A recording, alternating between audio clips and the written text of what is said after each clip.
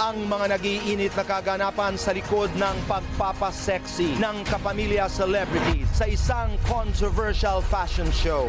Explosivo. Biyernes, nakaabang na ang lahat sa fashion show ng isang sikat na clothing brand ng bansa. Ngunit dahil sa matinding bahang dulot ni Bagyong Mario at ng habagat, hindi ito itinuloy at inilipat ang show ng Sabado. Sa kabila ng pagka-postpone, dagsa pa rin ang mga nanood sa arena kagabi. Lahat nakaabang sa pagpapasexy at pagrampa ng kanilang mga idolo on stage. Una sa listahan, ang mga kapamilya leading men. Sinalubong ng hiyawan si Enchong D sa kanyang pagrampa at pag-exhibition sa pole.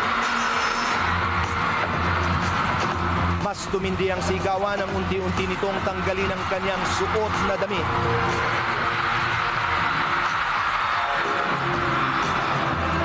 Hindi rin nagpahuli sa pagrampa sina Jake Cuenca na halos walang suot na lumabas sa stage.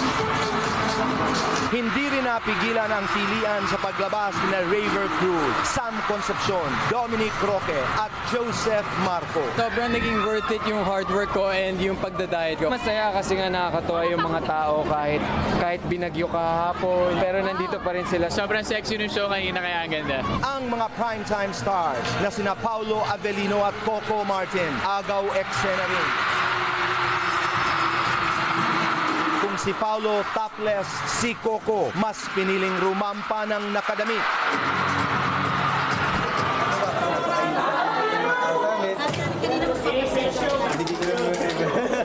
Ang mga kapamilya girls na sina Ellen Adarna, Julia Montes, Jessie Mendiola at Kim Chu, sobrang pinaghandaan daw ang fashion show. Si Kim, strict diet daw ang sinunod matapos rumampa ng pants at underwear lamang ang suot. Hindi kami kumain, so excited ako kumain. Kain na ako. Ayoko na ng kamote.